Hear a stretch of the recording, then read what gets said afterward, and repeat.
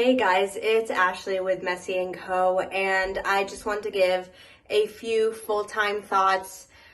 Inter Miami lose to Montreal 2-3. Very up and down game, some great moments, great goal by Jordi Alba, great goal by Campana.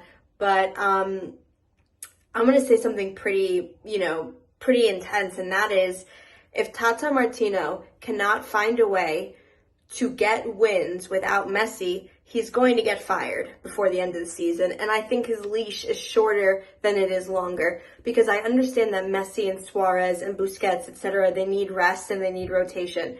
The fact that you also rested Gomez, I think, was not a smart move, because taking out four of the most impactful players who have played the last 3 or 4 games and completely switching them was, I think, maybe not the best idea. And then also the formation of this 3-5-2, 5-3-2, whatever it is, our 4-3-3 has worked consistently both last year and the beginning of this year. There's no reason to change it. We have Ruiz and we have Gressel, who are both very capable of playing right back. Christoph, who in the end had a pretty good game when it came down to it, but in the beginning he gets beat a lot. In counterattacks he gets beat. This was Drake Calendar's worst performance. Both goals he could have done much, much better. Thomas Avila's not a great game, etc. But look, the problem is that every other player in the system needs to be able to operate without Messi, because he is going to leave for Copa America. He is going to leave for international duty, and he cannot play every game if we play up to 60 games in a season because of his age. And same with Suarez. If we are just expecting to lose every single game Messi does not play in, then that's a pretty bad setup, and I don't think the coach is going to last for that. There needs to be huge changes in not only our defensive formation, but the ability to play without Messi and to keep playing the 4-3-3.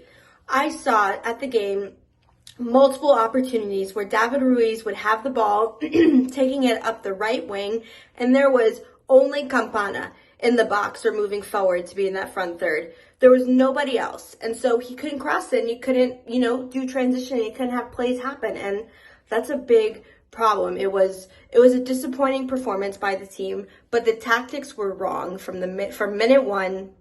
That there was too much rotation and substitution without having a plan in place for everyone to know where they went. Jordi Alba was immense, of course. Campana, I think, had a pretty good game.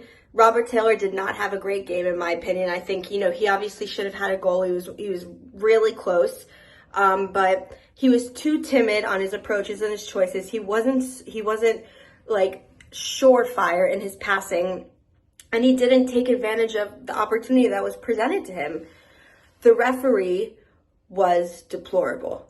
There's no doubt about it. It was a terrible referee who was way out of his league. The time wasting that took place from Montreal from the first half, from before they even scored, from the first minute. The goalkeeper should have been booked in the first half for time wasting. It was a masterclass by them, and the referee having absolutely no control of the time wasting or really the balance of the game. I think Inter Miami ended up with 6 yellow cards. I think Montreal maybe 1. Just tons of it was poor from the players, it was poor from the coaching, and it was poor refereeing. It was a recipe for disaster. Look, I know we don't need to win every single game, and I understand that, and we weren't going to do the Invincibles and not lose a game all season. But this was a home game in the beginning of the season when you need to put out better performances than that, and it was really disappointing. And I'll say it again, if Tata Martino cannot figure out how to win or to put together good football without having Messi and Suarez have to save the day every single game or not play, then it's going to be a problem.